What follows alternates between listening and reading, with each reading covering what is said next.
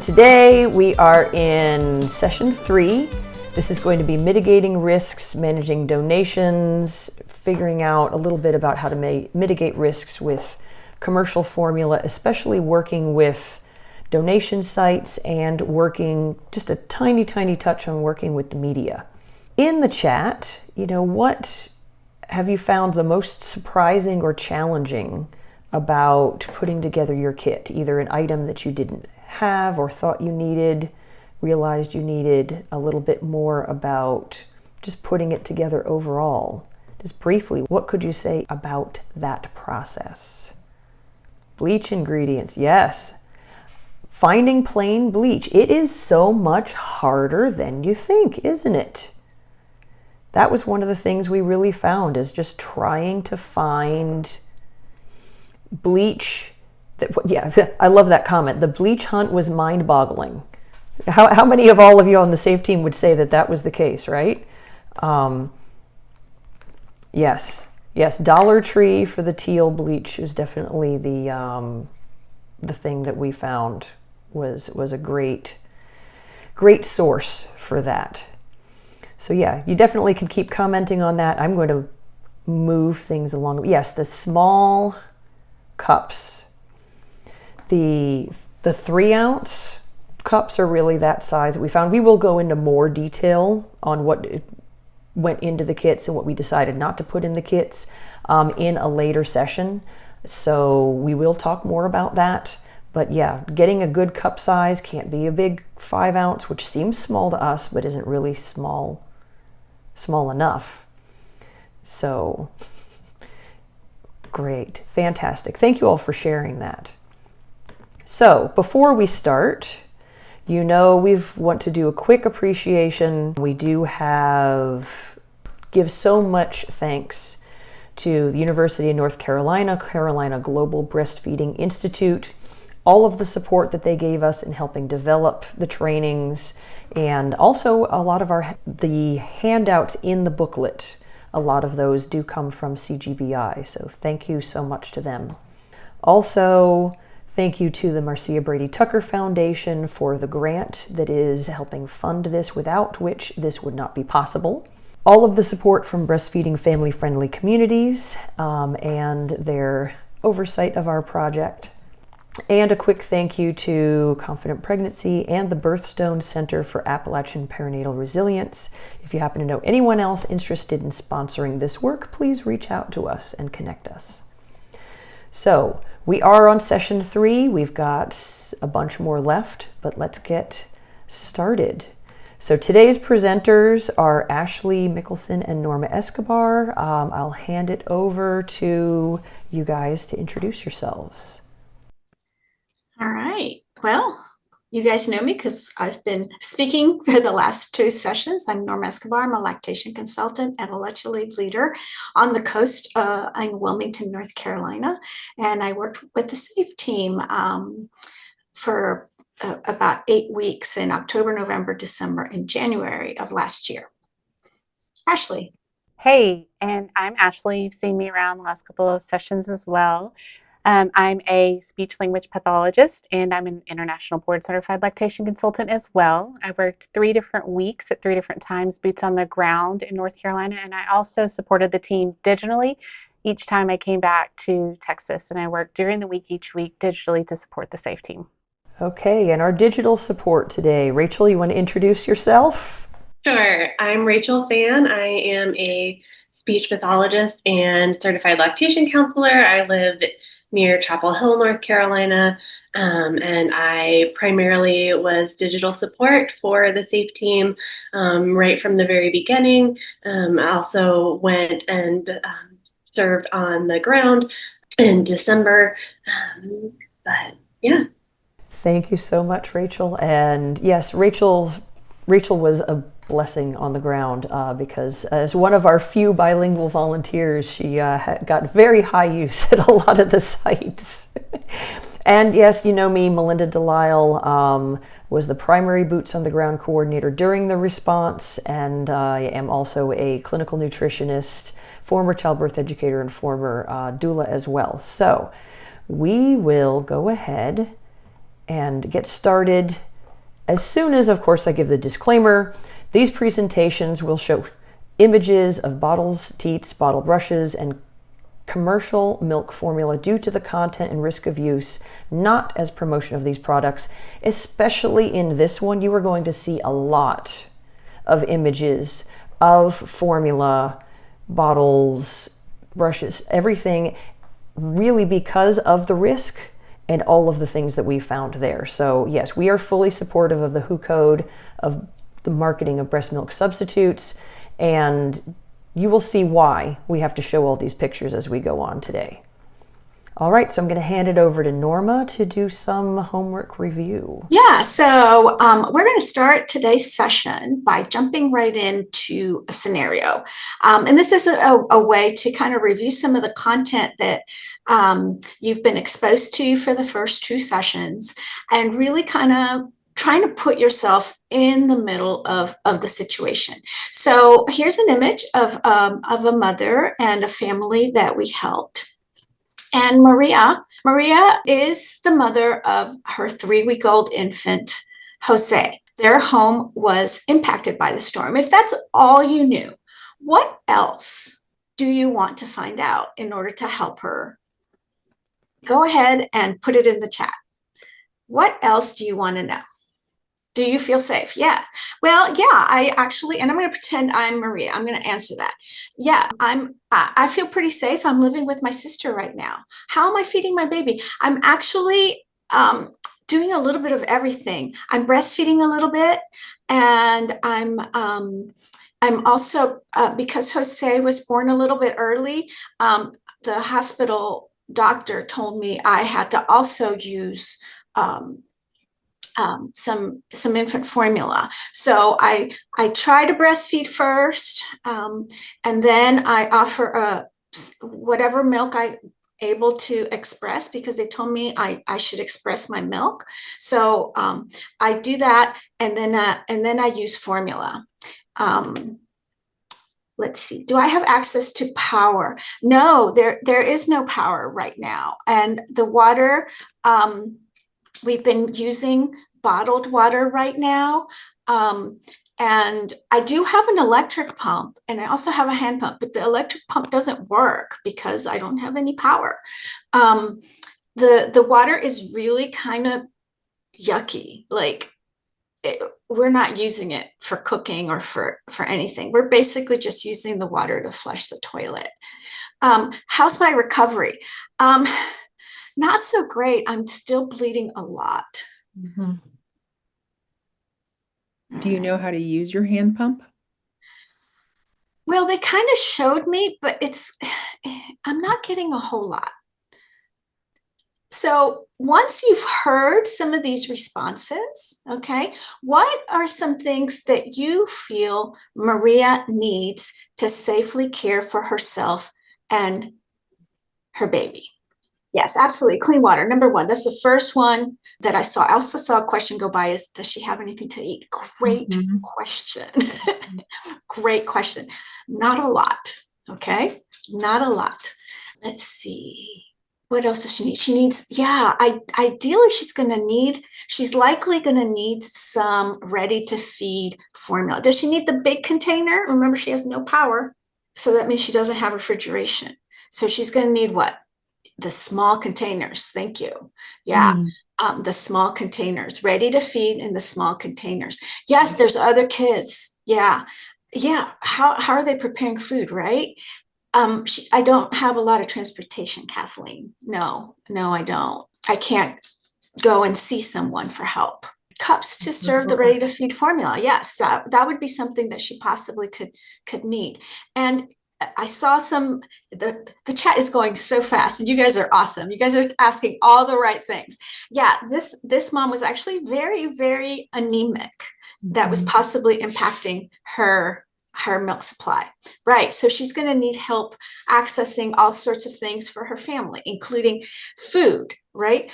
There are other adults in the house. She's living with her sister, and the baby's daddy is working, and he's supportive. Right.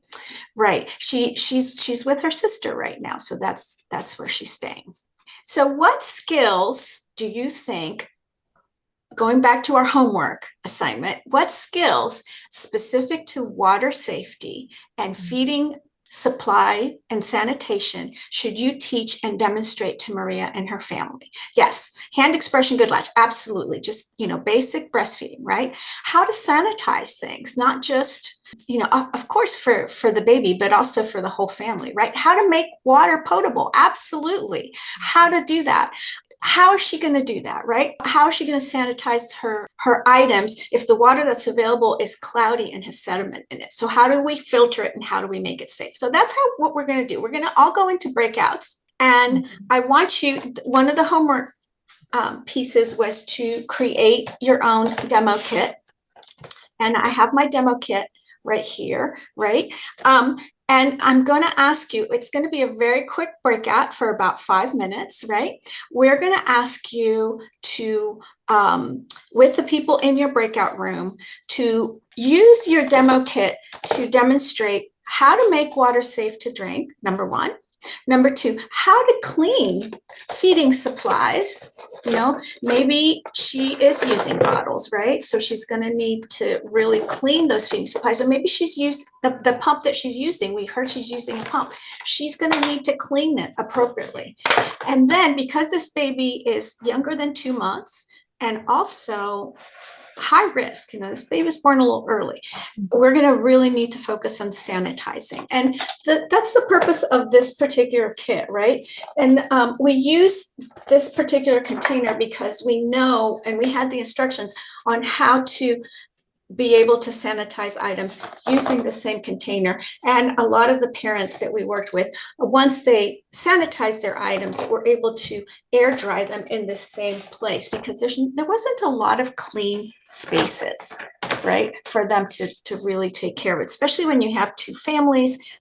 Counter space was kind of iffy. So you're going to go into your different breakout rooms. All the instructions on how to do these things are found in our Safe Infant Feeding Guide. And I'm going to ask one of our folks, one of our digital support folks, to put that link in the chat so people can reference it, or you might have it from your homework. You can also access it through our website at safeinfantfeeding.org, but it might take you a few clicks to get to it. But these are the instructions. The first 2 pages, the very first is how to clean feeding equipment.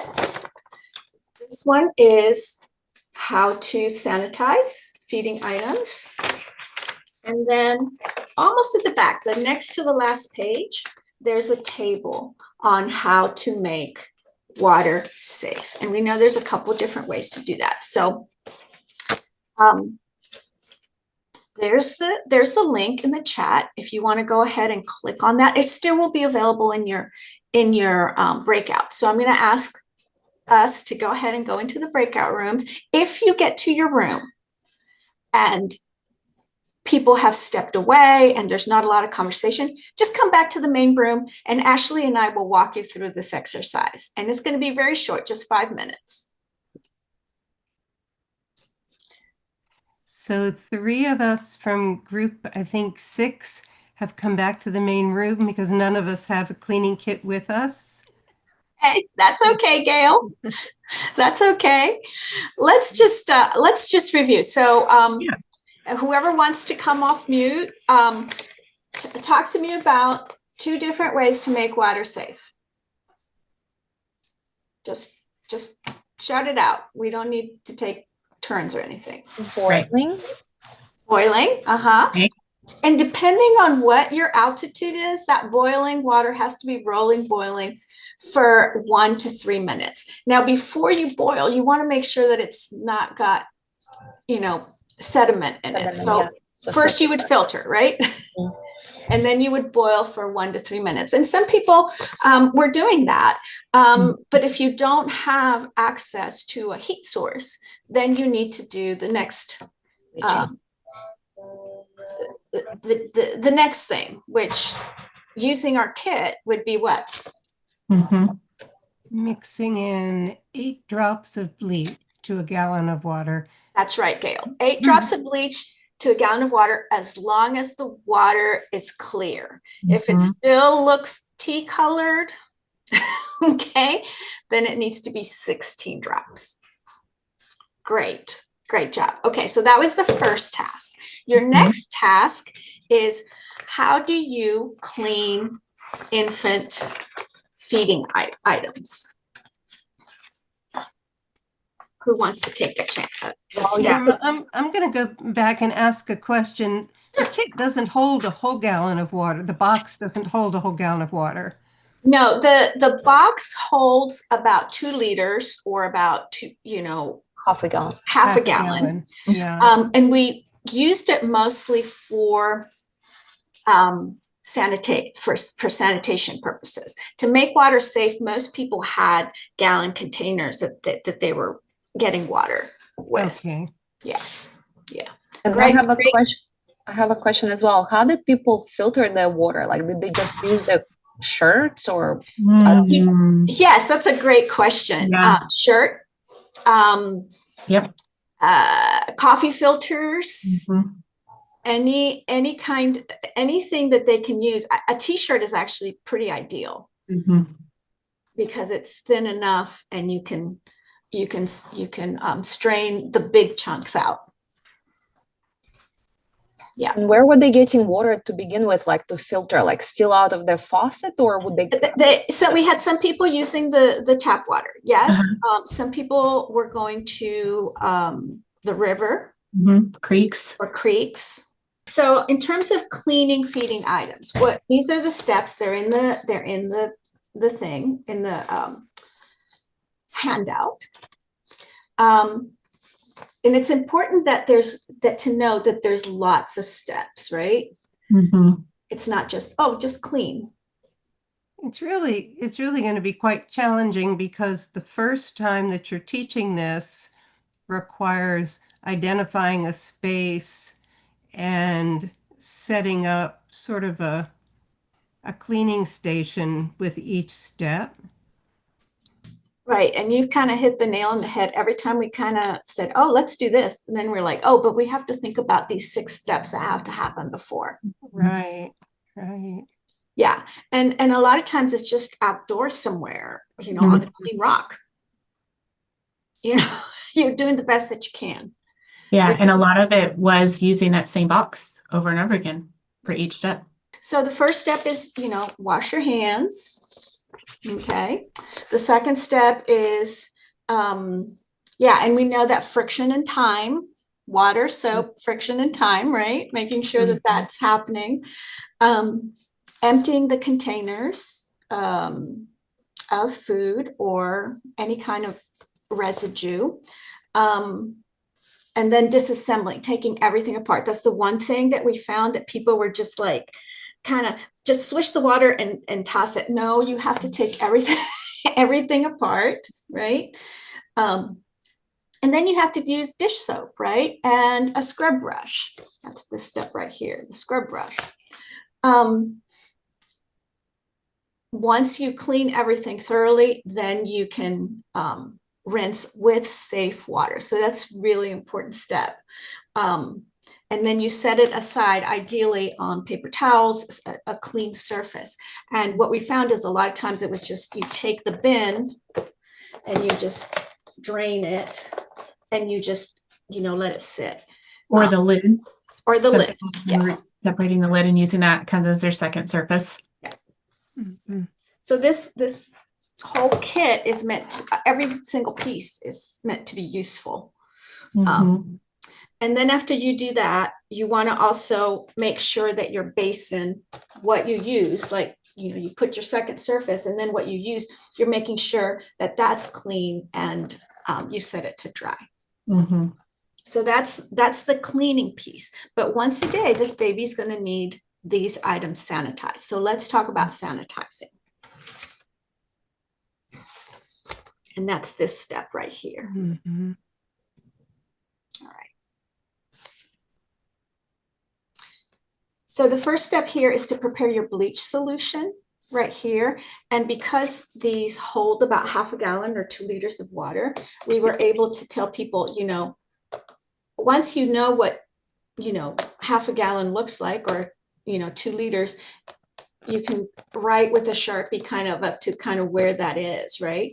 And then you're going to use your bleach. We did include the syringes, the 5 ml syringes, but we also then found out, after testing it out ourselves, that a capful of this particular bleach is 5 mLs. They can also use a teaspoon, right?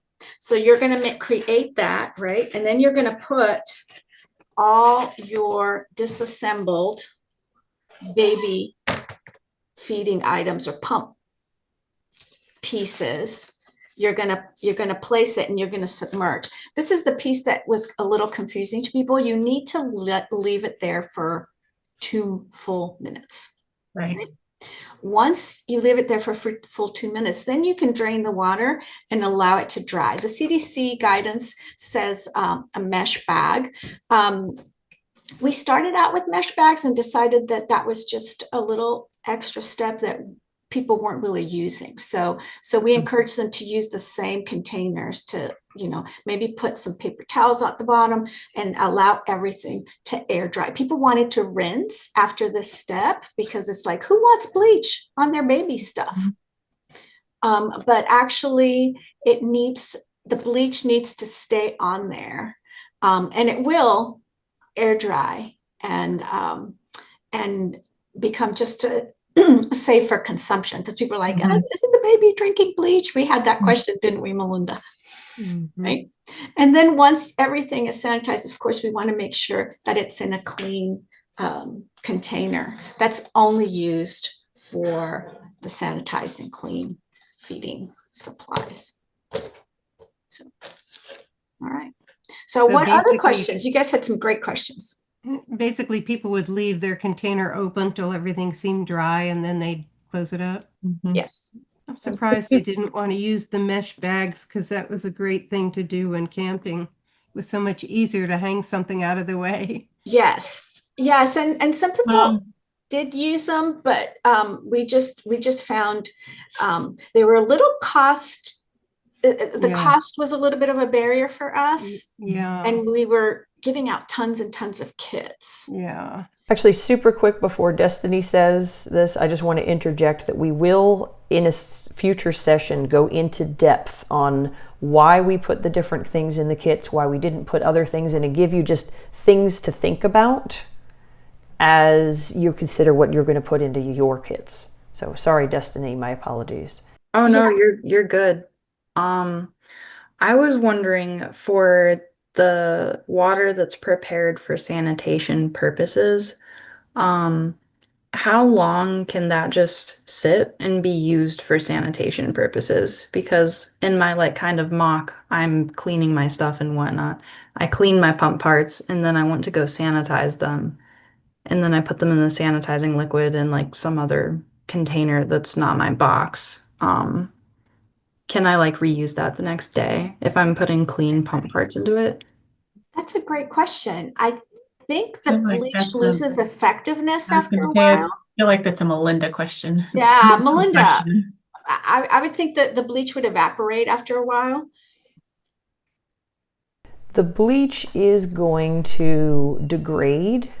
The actual timing, I know it's fine to leave it for a few hours, but leaving it all the way until the next day, that I admit to not being sure on what the exact timeline is for it. I would say we need to know that. Oh, what a great question. Maybe the best question we've had in a while. Ask the question that we again. don't have an answer to. Yes. The bleach needs to be mixed every day. The bleach needs to be mixed. Fresh bleach water needs to be mixed every day. That's the standard for daycares and kitchens and certified kitchens and all of that. They have to, and labs, your lab at your hospital where they do blood draws and all that. When they're cleaning with bleach solution, their bleach water is mixed every day. Great. Thank you. See, we have a whole panel of experts here, so thank you. All right. So I hope all that went well. In terms of, I hope you had a chance to discuss a few things. Having thought through that scenario, what do you guys think should be included in the follow-up plan? I just want you to think about it. I'm not going to ask you to write it in, but what else do you think should be included in the follow-up plan, and what other resources are needed? I think you guys covered that pretty well in the questions that you were asking. Yes, she's going to need sanitary products. She's going to need food for herself. She's going to need transportation to that doctor's appointment, right? So yes, Kelly, and Girl Scouts get this. Anyone that's been in scouting, right, says, yeah, this is how you keep foodborne illness from affecting us when we don't have the resources that we would normally have at home. All right. So I am going to, and yes, this family will also probably need a mental health assessment or a check-in. We need to make sure she's going to continue to have the postpartum supplies, the feeding, the sanitation, the safe water resources, the iron that she needs because she's very anemic, the continued lactation support, so to make sure that this baby can thrive and that this mother is reaching her infant feeding goals. So having said all that, I am going to turn it over to Ashley for the next section. So we're going to cover mitigating risk today, guys. I want you to know that donations bring risk to infants and children. We're going to cover what risk you might encounter and methods to help mitigate those risks. What challenges have you seen or heard about in terms of donations and emergencies? Tell us in the chat, guys. What are some challenges? Yep, absolutely. Expired. Too much. Broad. Open. Absolutely. Great job, guys. Non-edible. Yep, absolutely. Great job, guys. Awesome.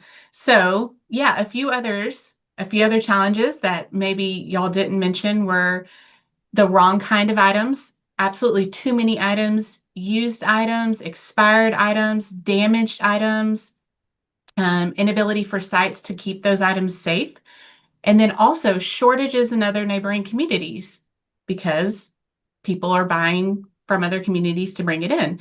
And then things that might require refrigeration. Yep. And then also just creates this need or this perception of need that we have to really consider. What we want you to know is it takes manpower and time to sort through donations, distribute, and ensure items are kept safe. This time could be spent providing direct, safe infant support for families. And this is what we saw a lot of. There were many times as infant feeding specialists that we would get very frustrated about what we were doing daily with mitigating risk that felt like we could be supporting families directly if we weren't having to do that. So what are some possible ways to mitigate those unsolicited and uncoordinated donations of supplies that we've been talking about? Tell us in the chat. Clear instructions. I see something about language. Checklist. Donate money instead. Yes. Absolutely.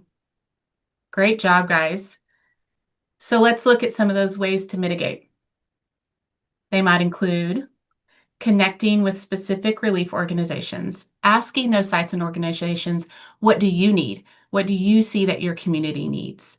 Prioritizing the monetary donations, educate the public, educate the distribution sites, educate families, and what we started saying is educate anyone invested in IYCFE. Establish an intake area, reject unusables, and send them back. We educated sites multiple times. It is okay to say that you don't need things and to send them back. And also, do not assume that there is safe power and safe water for the donations coming in. Here's one that's hard for people to swallow if you have never worked a disaster. Good intentions can lead to dangerous outcomes. And you can see in these pictures.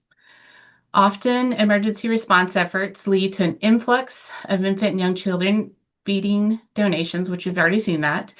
And what we know is we need IYCFE feeding supplies, and sometimes commercial infant is needed as well in specific situations. The rapid influx can lead to many unintended consequences that can impact health and safety. Some of those challenges might include burden of managing large volumes of supplies leading to unsafe supplies, lack of knowledge of the staff that is distributing those, mixed messages that families receive when they're at those facilities and when they're looking for supplies, little to no management of the feeding supplies at these locations. So some donations are not well intended. Someone mentioned this earlier. Sometimes emergencies can lead to provoking predatory marketing practices by commercial, formula companies. And we have seen that as well. And what you can see in that first picture on the left, that was a ready-to-feed formula that was found in November of 2024. And so it's been there for a while. That other picture, you can see, all the challenges in that picture. That was a site, and look at everything mixed in together. So if you are not able to read, if you speak a different language, you're going to have a very complicated time trying to figure out what you need for your infant at that particular site. Again, formula and food safety can be compromised when exposed to extreme temperatures. Secondary to the need of communities needing distribution sites, we had lots of pop-up sites that would come up, and we would go and find different pop-up sites. And so the staff at those sites were not equipped. They didn't know anything about, working a disaster or, even what infant feeding supplies were or how to handle them. And a lot of these sites were not climate controlled. So some distribution sites may be outside or not climate controlled environments, and that's going to cause further compromise with ongoing exposure to the elements that we're going to talk about: heat, cold, rain, snow, lots of different scenarios. So one example on the next slide that you could do to help is you could solicit more appropriate, someone mentioned this earlier, giving clear instructions of what you really need, what's most appropriate, what's safer donations. And something like this was done, in our local birth center. This was written up. This was said, okay, this is exactly what we need. And then it was shared on different media platforms, social media platforms, and websites. So this was a very way that it changed daily. So this particular chalkboard sign often changed daily, and then we were able to share it each day. Another example is a wish list. Someone mentioned that as well, registry type system. So that way you can put certain supplies that can be used for cleaning and sanitation, things that that are needed specifically, and put it on that list. So other strategies include requesting the organizations that are soliciting donations to not solicit formula donations and provide them with clear messages and tell them exactly why, what we know about those risks about soliciting. And the CDC instructs us to not solicit donations of formula. Formula should be purchased prior to emergency by those in charge and or when indicated by each situation. By October 18th, guys, we were already planning every night how to strategize of what to do with the excessive formula that we were seeing every day. So part of our education to the community organizations and sites included informing them of the influx of the formula in Western North Carolina and to ensure that they had our contact information and trusted resources that we provided for infant feeding supplies and support, so they would know what was already in the community and they would know why it was so important not to solicit any more formula. So let's talk about mitigating risk and the feeding hierarchy. So not all infant feeding choices are equally safe. Can we agree on that? In the next section, we're going to explore what it looks like and how we might want to guide families to make it safer to feed their babies, especially in a disaster or an emergency. What you're going to do is we're going to do a poll now. You're going to read the scenario and look at the image. You'll see this rating system to help you determine which feeding method is safest, safer, safe, risky, and riskiest for each scenario. Ashley, people may need to know that there's 3 different scenarios because I just realized that unless scroll down. Yeah, so when you're going through, so when you're going through the poll, guys, scroll down and you're going to see 3 different scenarios. So you're going to see the chart 3 times in 3 different images. So look at the images, read the scenario, and then rate it for us. Yeah, I did that too. I submitted it after I was like, wait a minute, I forgot the other ones. Yeah, and sometimes it self-submits. It can be odd. Not to worry, we do have a different form of this poll that you can Mhm. do afterwards, and Ashley's going to give you the instructions in just a minute as we let other people go through. Make sure that you're scrolling.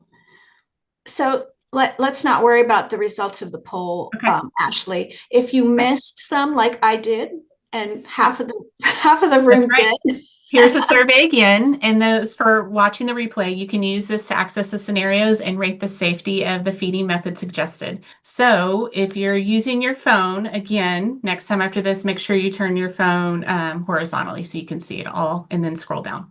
Okay, so, why did you classify the way you did? Think about it. And what else would you need to know? That's kind of the question you're always going to be thinking about in the scenarios that you're working with these families is what else do I need to know to help them feed their infant the safest? So tell us in the chat, guys, how did that go? What did you learn? And what if nothing else is available? So you can see in this picture here, this is something we used on our training. We would have the volunteers that came to work for us, we'd have them lay it out and we would say, what is the most safest way to the least safest way? And what do you think? And how would you help a family do that? So let's discuss the safety of different feeding methods that we'll encounter when working with families and caregivers. This information applies to non-emergency situations, but especially important during emergencies and disasters, when infants and young children are especially vulnerable to malnutrition, disease, and illnesses. What do you think the main takeaway is? Let's look at this together. The main takeaway is that direct chest or breastfeeding is ideal and the safest way to feed infants in emergency. It's a survival skill. It's the most safe way we can do it. Not to mention the benefits for mental health and keeping mother or parent and caregiver together. When commercial infant formula cannot be avoided, we want to use that ready to feed formula. And what we've talked about before is we prefer those 2-ounce bottles, those smaller bottles is the best option. It is sterile and requires no additional water or extra steps for preparation. You move through that. What about powdered infant formula? It's the least safe, right? Powder is not sterile and it has the highest risk of contamination. It requires the most steps and equipment for safe preparation and reconstruction of that, right? And then you have to worry about homemade formula and that toddler infant formula gets mixed in, which is marketed for young children and toddlers, but it looks like infant formula. And it should be discouraged, especially during emergencies. It may create an insufficient source of nutrition and have some risk for hazardous preparation and handling as well. Does any of that surprise you? I can tell y'all that when I first dissected the safe infant feeding hierarchy in reference to disasters and emergencies, I remember being so surprised by the fact that we could share with families that if nothing else was available and the infant was older than 6 months, they could use pasteurized cow milk. I remember getting that wrong, and it was really hard for me to look at it from a different lens. So when working at sites, we engaged in conversation with expecting families, and after educating them on the hierarchy of safe infant feeding, many times you saw that light bulb go off and their wheels start turning, and these families might have been previously feeding their infants formula or their previous infants formula, but when we told them about this risk during disasters, the majority of the families wanted more information on how to feed their infants safely and what did that look like. All right, let's mitigate risk managing commercial milk formula. I want you to enter into the chat or write down as many of your own ways that you can think of to mitigate risk with managing commercial milk formula. Great job, guys. It's flying through. I'm seeing lots of things. We're seeing things like checking expiration dates and making sure that the places that identifying a safe storage area, writing dates on top, temperature controlled storage, sealed packaging. Great. Language, again, good job. Knowing what your local community, what languages they speak. Excellent. Excellent. So let's determine the safety of those supplies. Here's a can of formula that we, came across. And each of these examples that you're going to see in these slides of expired donations were found anywhere between October 2024 to January of 2025. So when you're seeing those expiration dates, keep that in mind. Always check expiration dates and discard if expired. Labeling expiration dates can help. Each day, one of our staple tools that we took with us was a black Sharpie. After our morning check-in meeting, you would hear someone say, "Do you have your Sharpies? Do you need more Sharpies?" Norma would be like, "Ashley, you forgot your Sharpie." And I would bum one off of her most of the time. We found that labeling the formula helped the workers and families identify expiration dates more efficiently. So it's on the cans. We all know that. But when we would put it on there in a different spot and we would write it in that black Sharpie, it was another level of mitigating that risk. Check for opened infant feeding supplies and discard. Again, well-meaning donations can turn into very problematic situations. Once opened, powdered infant formula should be used within 30 days. The storm hit in September 27th. We found this in December. So it's open, should be fine. Yeah, good to go. Well intentions. Someone's already mentioned this as well. Check cans for damages, dents, broken seals, cracks, any of that. And then what do? Throw it out, discard it. These images are taken from two different sites. One of them is a site that Melinda worked. Another one is one I worked. Upon arrival, this is how we found the supplies that were ready to be distributed. So they were just sitting there. And if someone needed infant feeding supplies, that is how they were. And that's how someone would take them away. So check the cans, containers, and supplies for rust, dirt, bulges, puffy edges, evidence of contact with floodwater or damages, and discard them if present. It's important to remember, discard, remove, or label any items that are causing harmful confusion or consequences, right? You've got to remember that, and you have to be confident to do that. That was something that we had to have several meetings about and feel confident that we were doing the right thing by removing that out of Western North Carolina and knowing that there was excess and that there would be formula if needed, but we needed to remove and reduce the risk that could harm others. Concentrated infant formula. Let's talk about that for a second. What does it need? You have to consider the considerations. Tell me what concentrated formula needs. Additional steps. You have to be able to have clean water. Have you read a can before? Have you looked at a can before? It can be very confusing, especially, again, if it's not in your language. And just remember, to open concentrated formula, what do you need? Oh, Norma, you already stole it. A clean can opener, right? Who has a clean can opener just laying around during a disaster? Let me just whip out my can opener. So look at these next pictures. Look how confusing. This is all mixed in. You have ready to feed and you have it just mixed in with the concentrated formula. And when you pick them both up, they're both liquid. So that can pose a huge risk. You have to be able to read the packaging. So if you have time, we always said, leave the site better than you found it. Label expiration dates. Prioritize ready to feed infant formula. Prioritize special formulas. Prioritize disposable bottles and teats.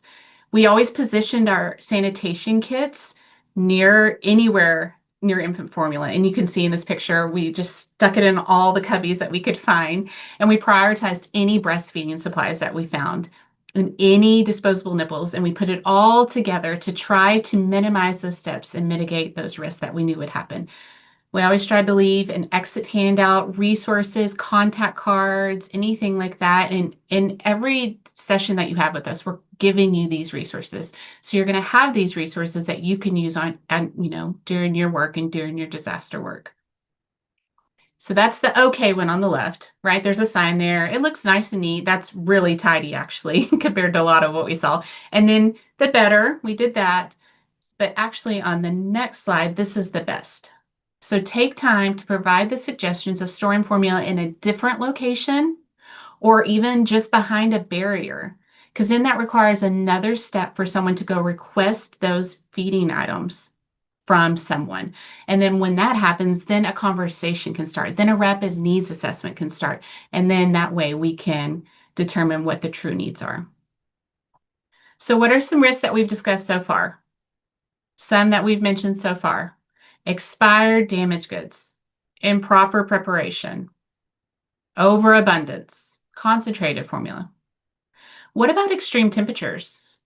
And what about the items that are not infant feeding supplies but look like infant feeding supplies? So you can see in this next slide, the video on the right is from Norma in the field. Norma, do you want to tell us a little bit about that video and that experience that day?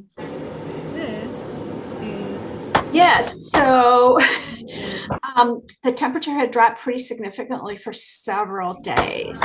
And we were at a site that had told us that they were, that they had temperature regulation. And when we got there, they had a little tiny heater about this big in a room that was a gymnasium size room. In fact, it was an old school that was no longer in service. It was a big freezer.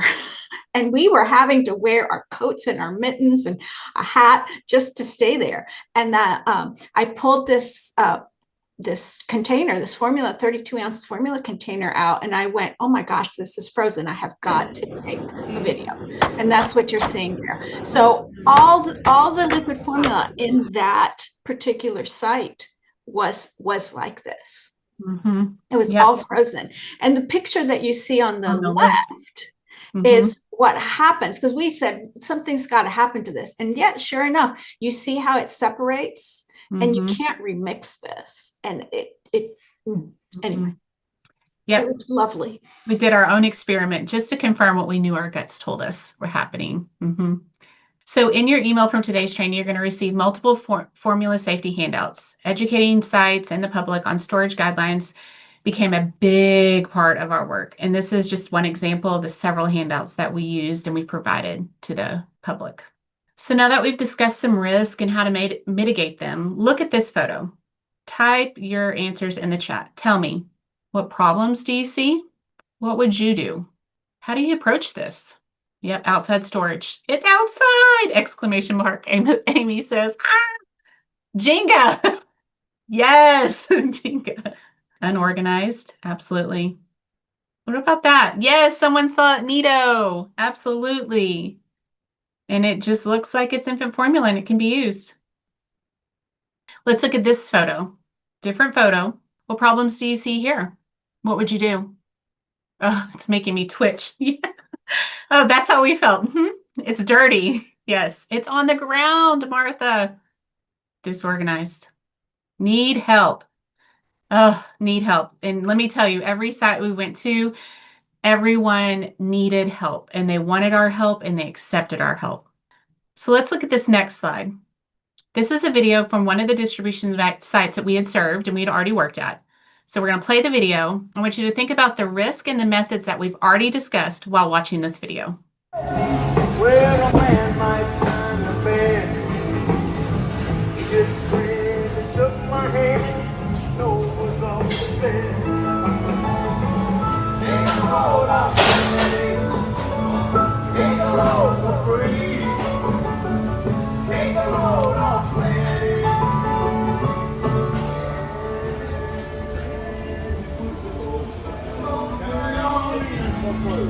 Oh, we don't have the room. Oh yeah, I gotta get these boxes out first. Okay.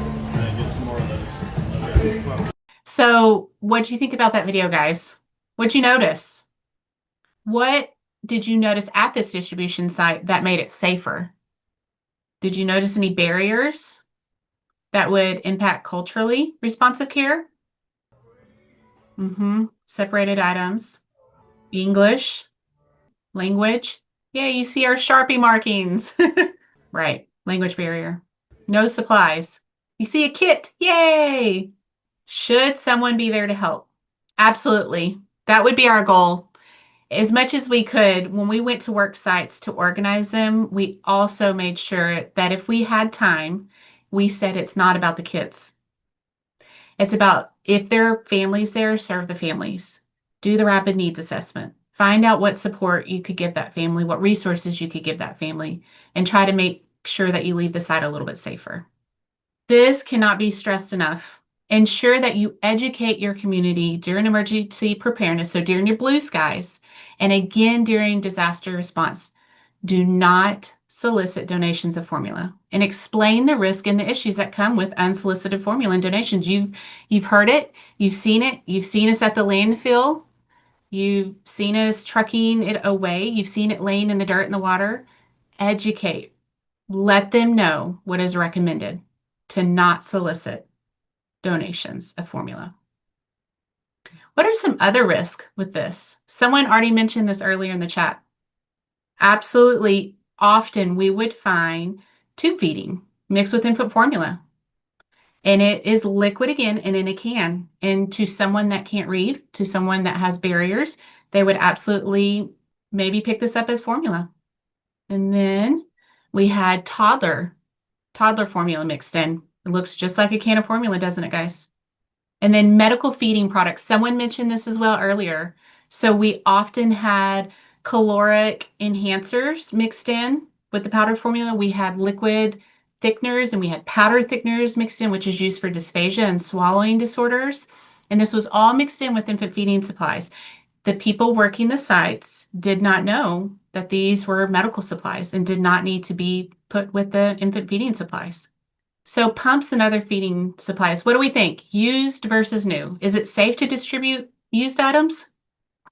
We saw an abundance of used bottles, nipples, and teats, but remember, the majority of the population we were working with did not have a way to sanitize these items, so we would dispose of them.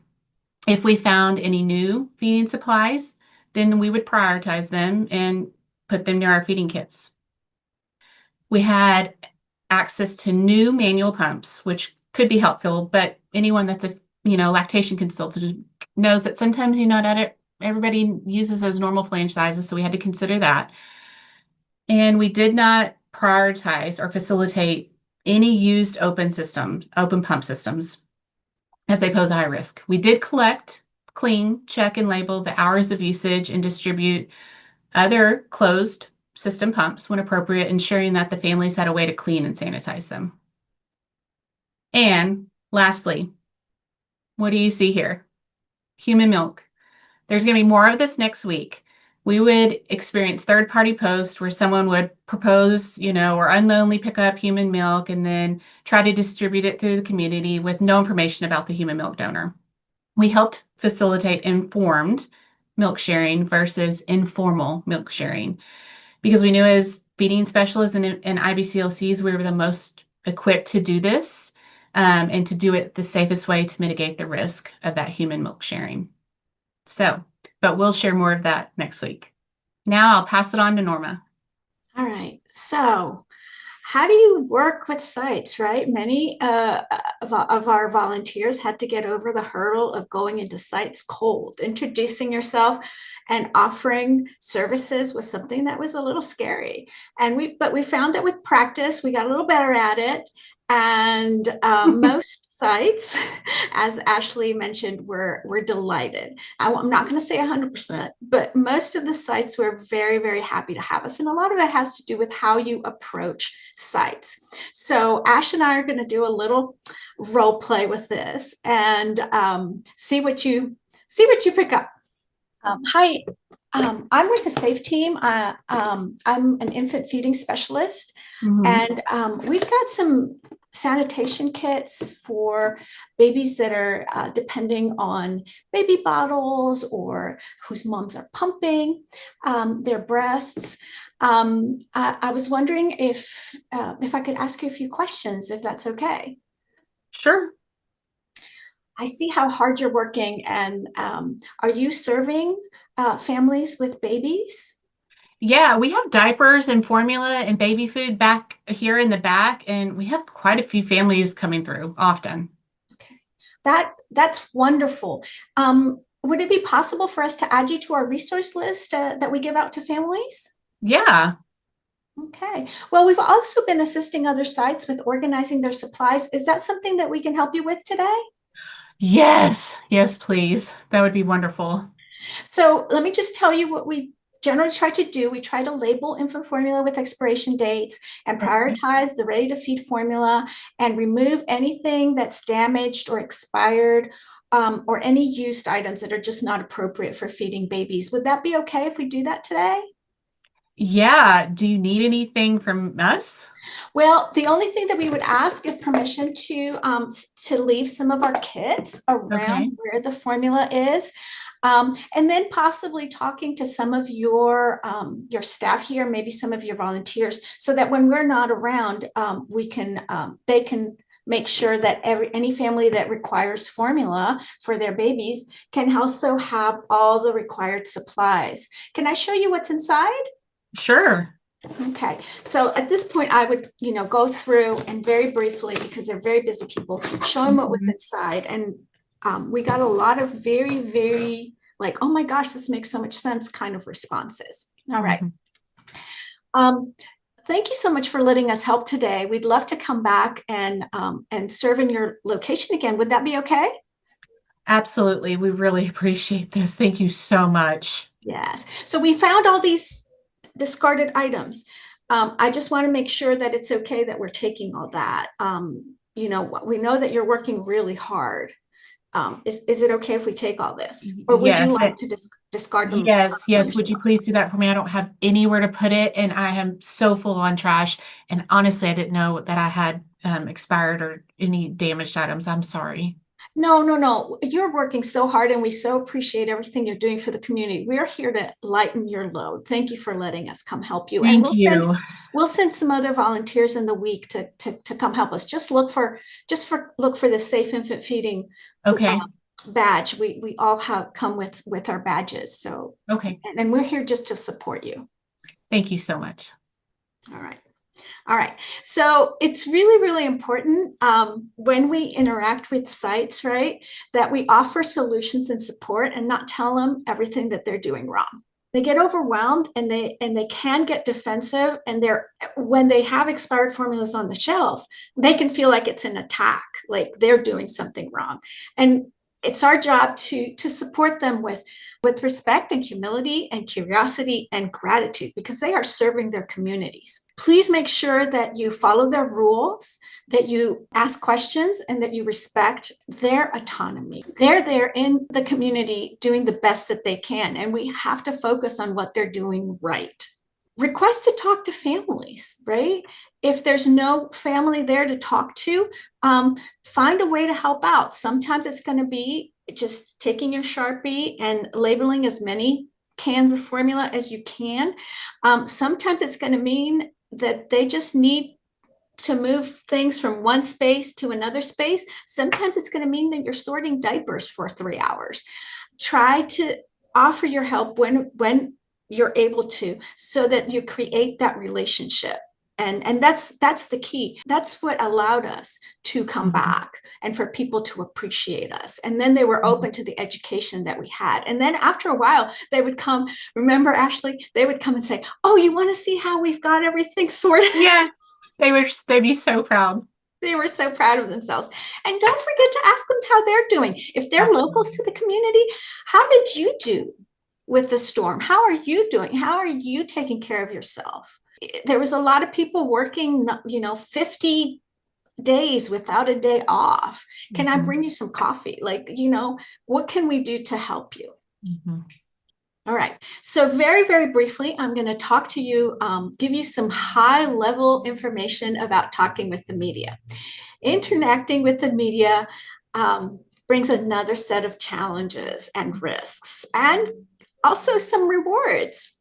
For example, this link, this QR code will take you to an interview that our public radio station did in November of 2024. And yes, the image is unfortunate, but the content of the interview is actually really great. And this interview actually gave us a lot of visibility, not just in our state, but across the nation. The reason that we're talking about this is because we also had some missteps. We also had some media coverage that was less than ideal. And so it's really important that when you're talking to the media, you don't just talk to whoever tells you, hey, will you give us an interview?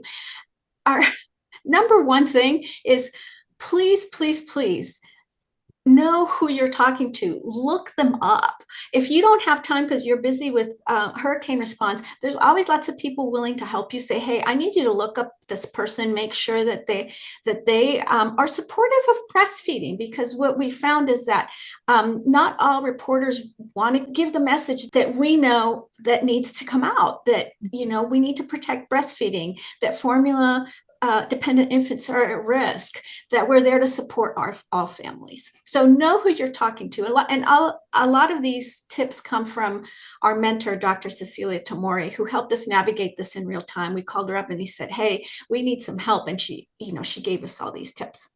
Ask to see their questions ahead of time. They won't always give them to you, but if they do, it allows you time to prepare. And ask to review the piece before publication. They normally won't let you do that, but you can always ask. But it just, make sure that they know that you want to make sure that the message is prepared correctly. And we're just sharing these things just so that you don't repeat our mistakes, okay? Before you talk to a journalist, whether they give you the questions or not, please make sure that you have your talking points. And these were ours, okay? Number one, this is an infant feeding emergency that is likely to last for months. Disasters like this one that cut power and water mean that it's an infant feeding emergency. Places that have lost basic infrastructure may not have safe access to water for months. Number two, all babies are vulnerable in an emergency. And there's ways to help. Keeping families together when they're breastfeeding, skin to skin contact helps keep them warm and safe and reassured, especially when the temperature started to drop. Number three, families need to have tailored support to help their babies stay healthy. And breastfeeding is the safest way to feed babies in an emergency. There is such a widespread belief that breastfeeding is not possible in an emergency. And we're there to say, no, breastfeeding is the safest way to keep babies safe. And these moms, these families, these parents just need a little extra support. Equipment can pose risk for infection. So we need families to keep their equipment clean, and we need to help them. Formula-fed babies, dependent babies, are especially vulnerable because powdered formula is not sterile and it cannot be prepared safely without clean water that is first heated to boiling and then allowed to cool slightly. And it can't be stored without refrigeration. Formula-fed babies are at highest risk for dehydration, illness, and ultimately death. And in a situation like an emergency, the ready-to-feed formula is safer than the powder, and we need to make sure that all the supplies are clean. There are many families that are also mixed feeding, right? And we need to support all the families. And then you can go into, hey, this is what we've done. We've support all families. We are handing out infant feeding supplies. We're providing education. We're providing culturally appropriate education. We're providing trauma-informed care. We're assessing the needs and then supporting appropriately. And finally, this is what we need, right? We need investment. We need money. We need coordination. We need culturally appropriate, equity-centered infant feeding emergency response. This is the money that we need. Here's the link.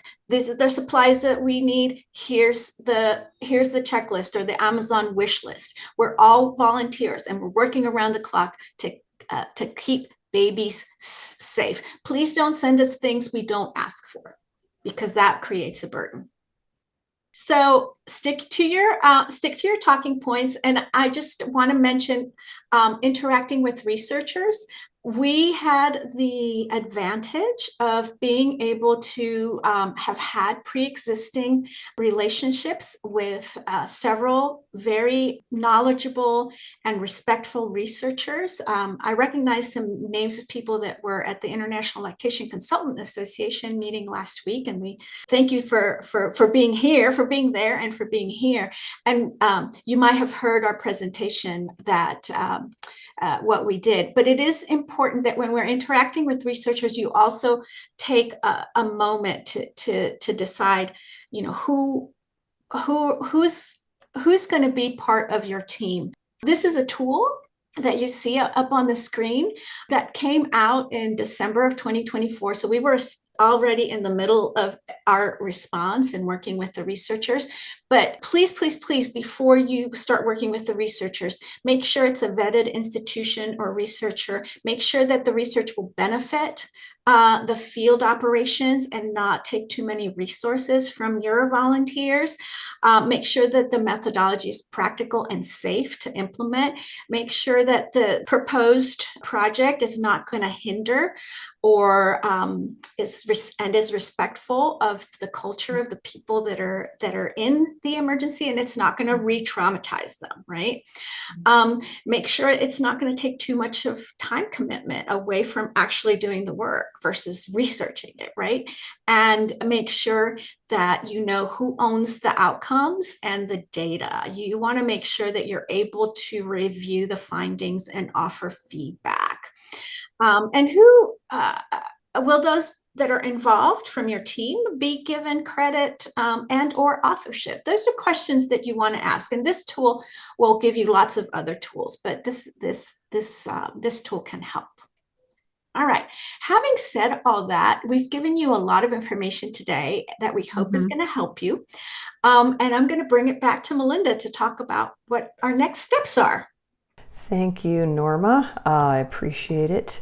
So we will go through homework in a moment and then get to some questions. We do have at least a little bit of time, but of course I need to go ahead and thank our sponsors because we do want to give more thanks to the Marcia Brady Tucker Foundation. Again, without their support, we would not be doing this at all, which is extremely, we're really glad to be able to be doing this for all of you. So getting more people who know how to work with this, how to do it, how to really be able to make all of this happen, whenever there's another emergency, because there are always going to be emergencies, regardless of what we want or what we think is going to happen. So thanks to the Marcia Brady Tucker Foundation, Breastfeeding Family-Friendly Communities.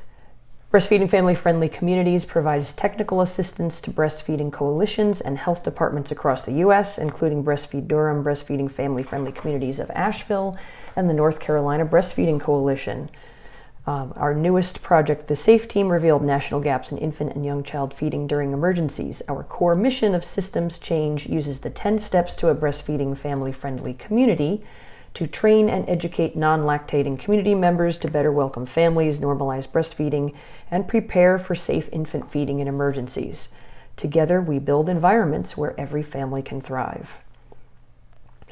And so Confident Pregnancy, also known as Melinda Delisle Innovations, helps adults be healthier, feel more confident, and find their inner strength so we can show up as our best selves.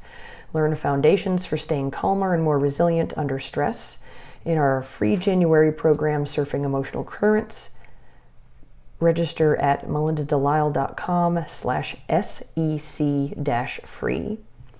And the Birthstone Center for Appalachian Perinatal Resilience strengthens perinatal health in Western North Carolina by centering families, uplifting birth workers, and advancing equitable access to lactation, doula, and maternal mental health support.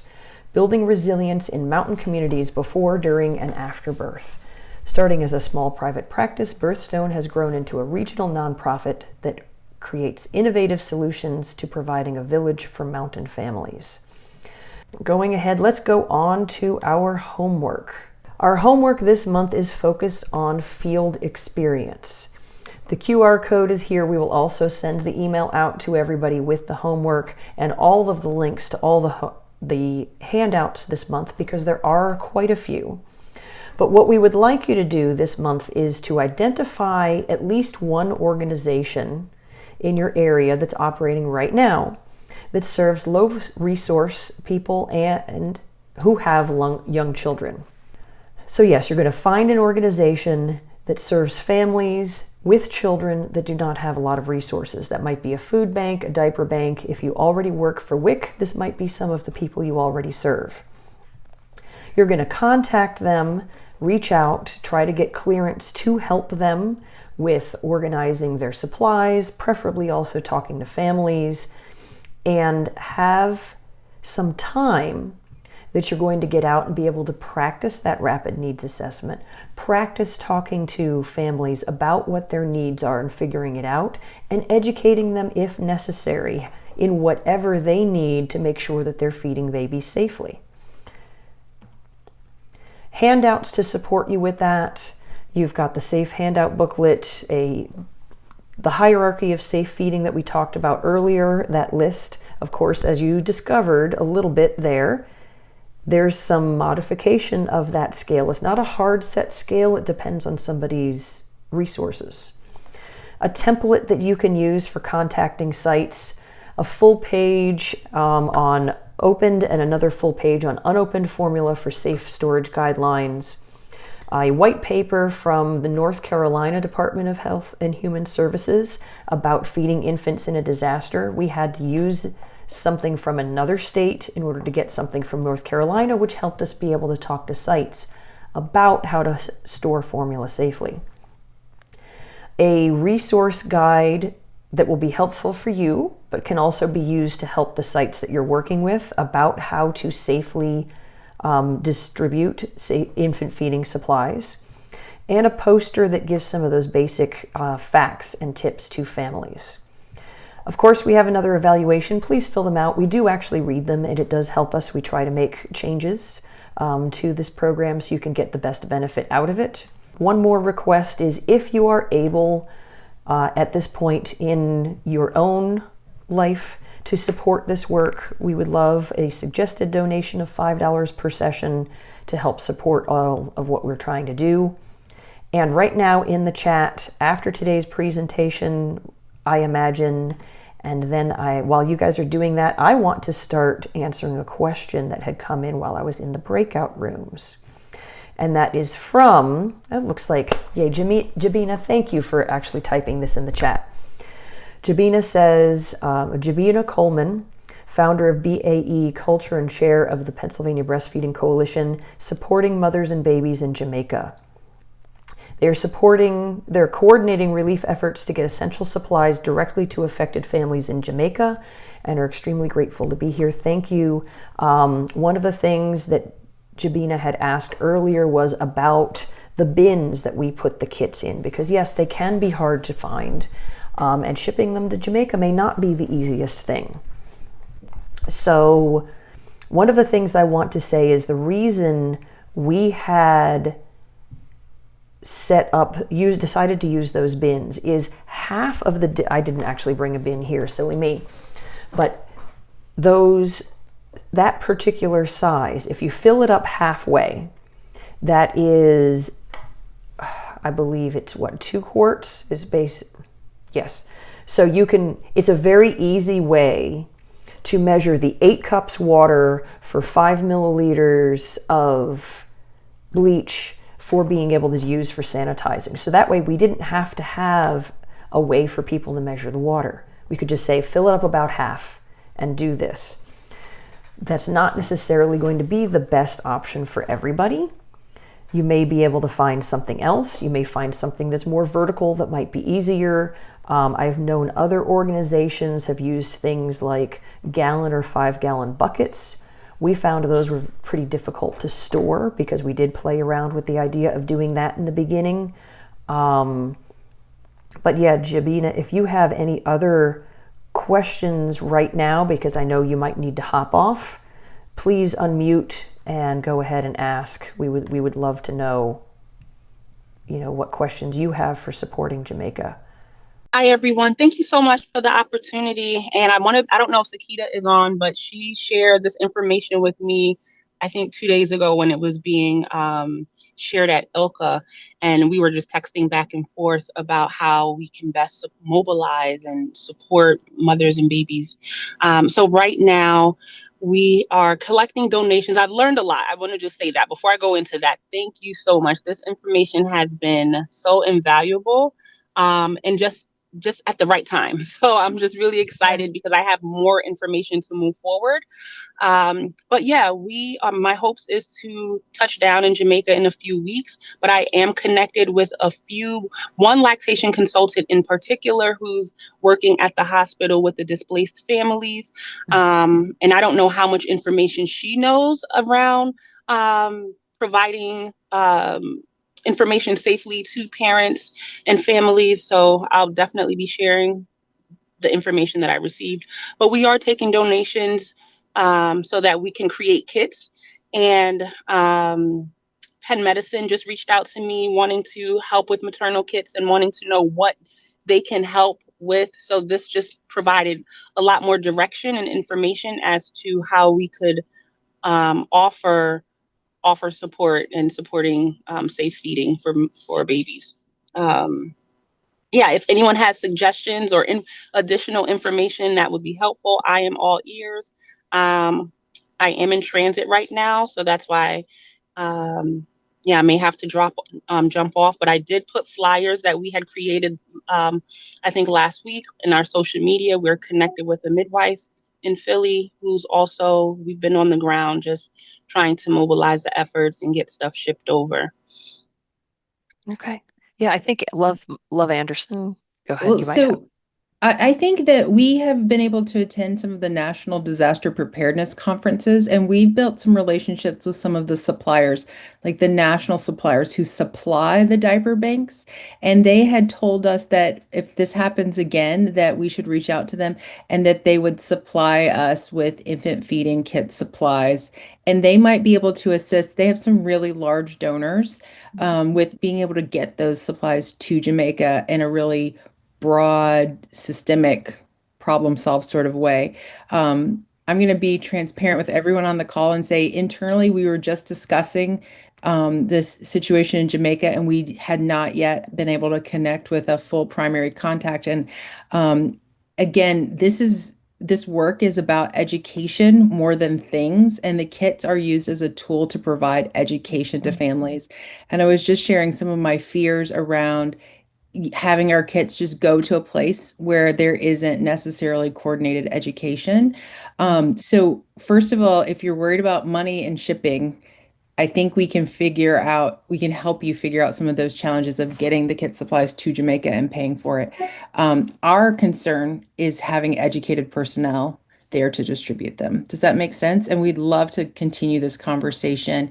And you can email actually everybody who's on our board. It's safe@ncbfc.org. We still are using our coalition email address, North Carolina Breastfeeding Coalition, ncbfc.org. Still goes to everybody. Does that answer some of your questions, Jabina?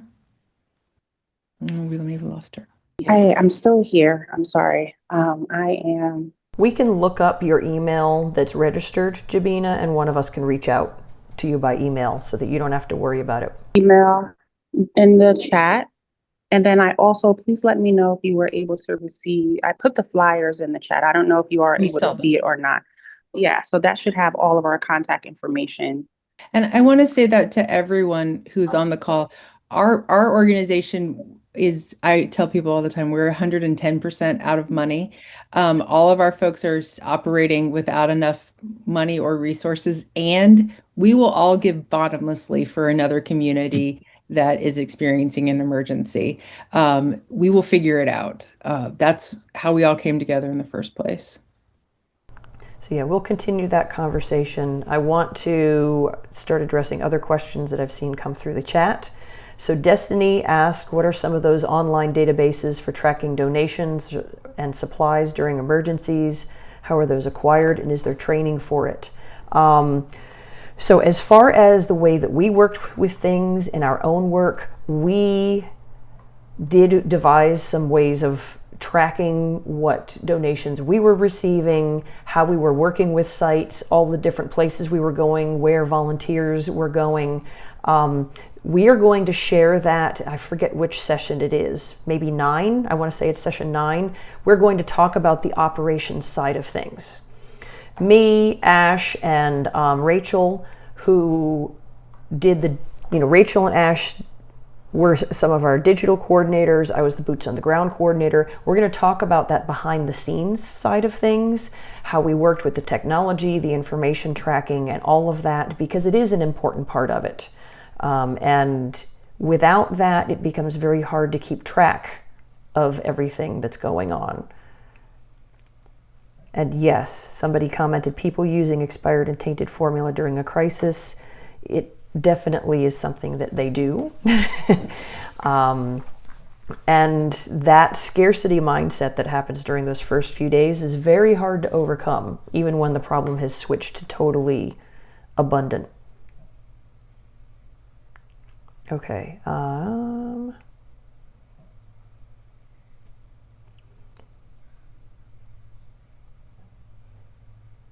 Yes, so the QR code, so basically someone said that anything that's a QR code, a link is helpful. The way that we try to do it is when you get the email, we will link specifically to the homework document, and that homework document has both QR codes and links, to all the handouts. So if QR codes are hard to use, you should be able to click a link as well.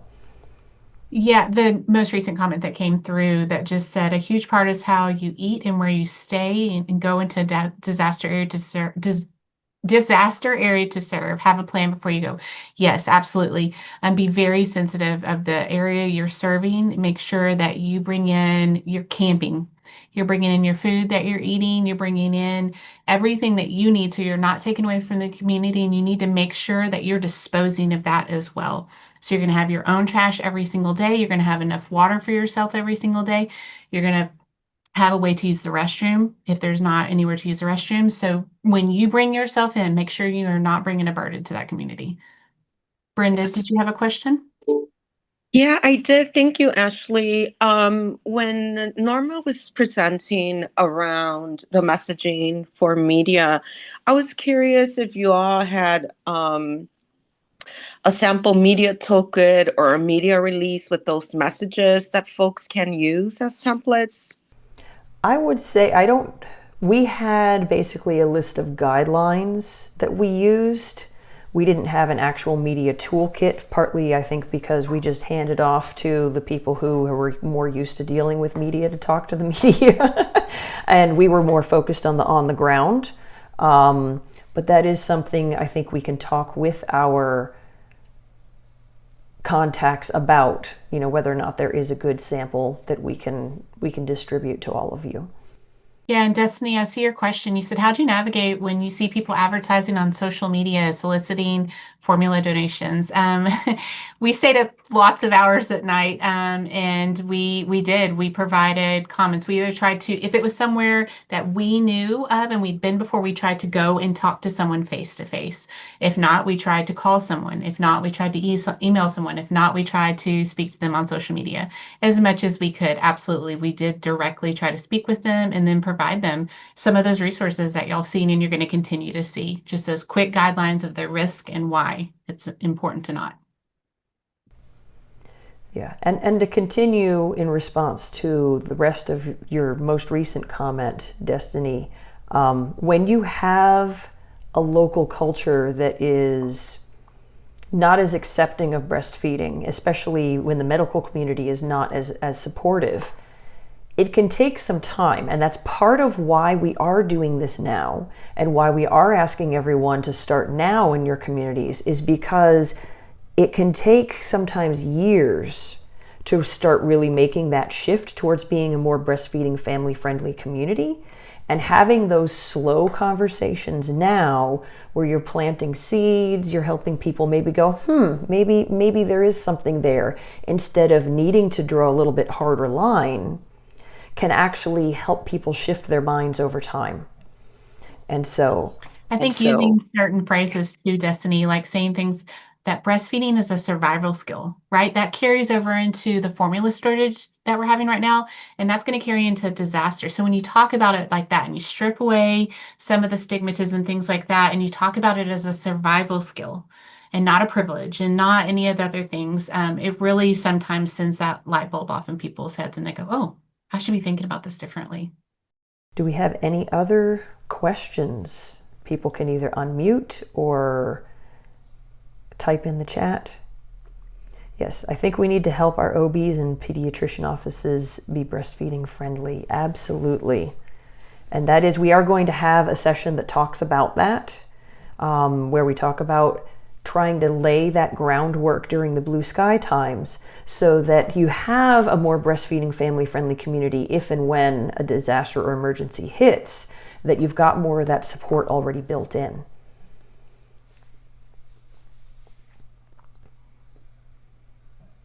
All right. If you do have it looks like we don't have other questions right now. If you do have something that comes up in between, remember that you can go ahead and email us at any time. We've got multiple people watching our email addresses, both the safe@ncbfc.org and the info@safeinfantfeeding.org email addresses. We're in the process of changing. And we're more than happy to answer whatever those questions are. Or if we know we're going to cover it in detail and you don't have to have the answer right now, then we might delay you until that later session.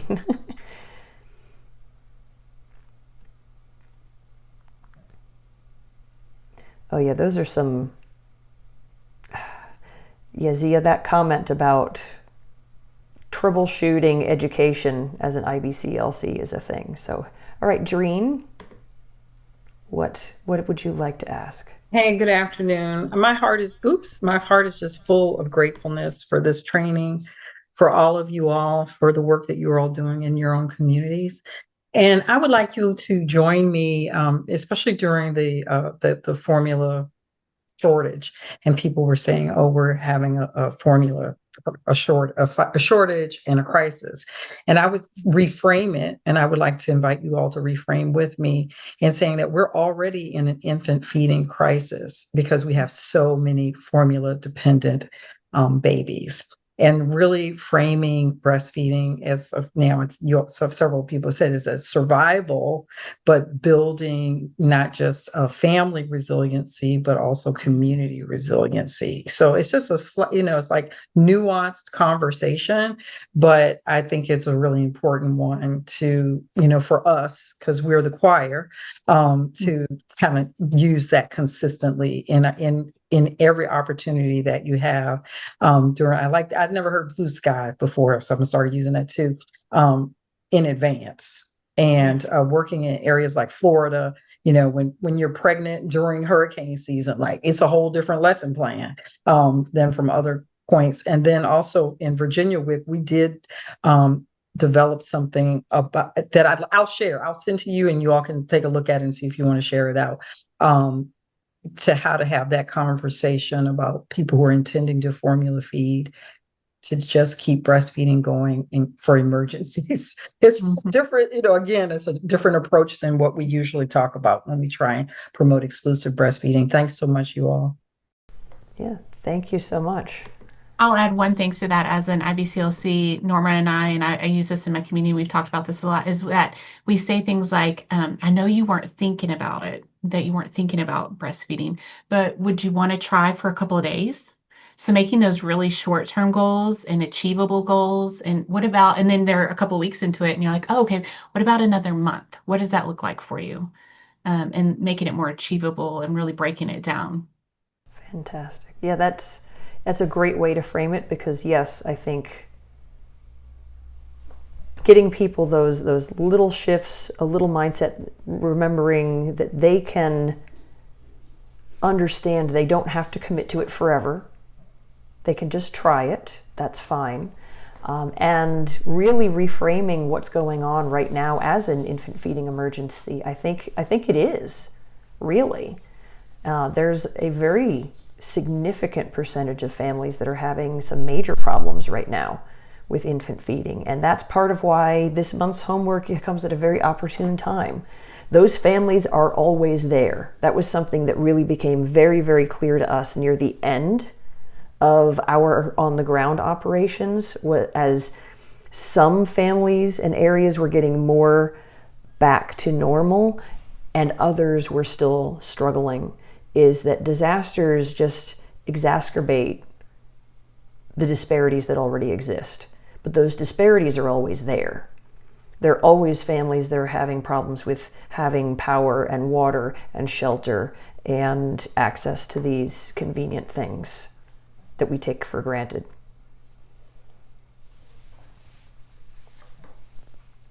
So I'm going to toss this one real quick to one of the IBCLCs because I am not one.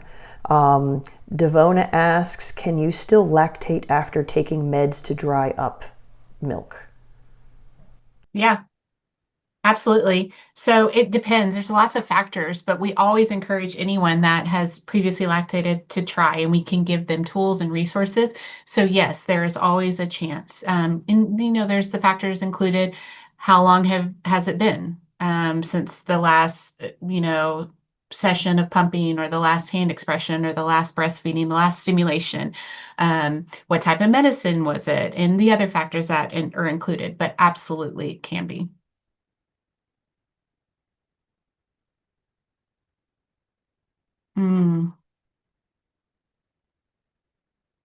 Yep.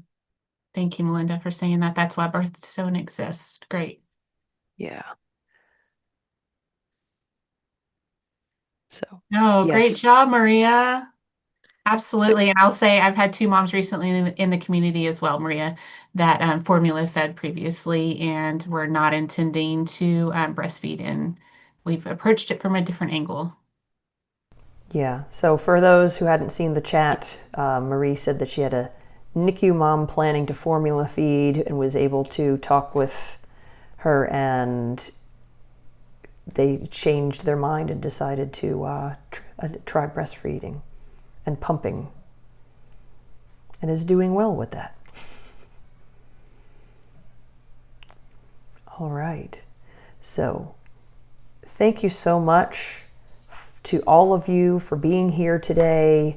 We are so grateful that you are all committed to this work, to working and to support families in emergencies and before and after.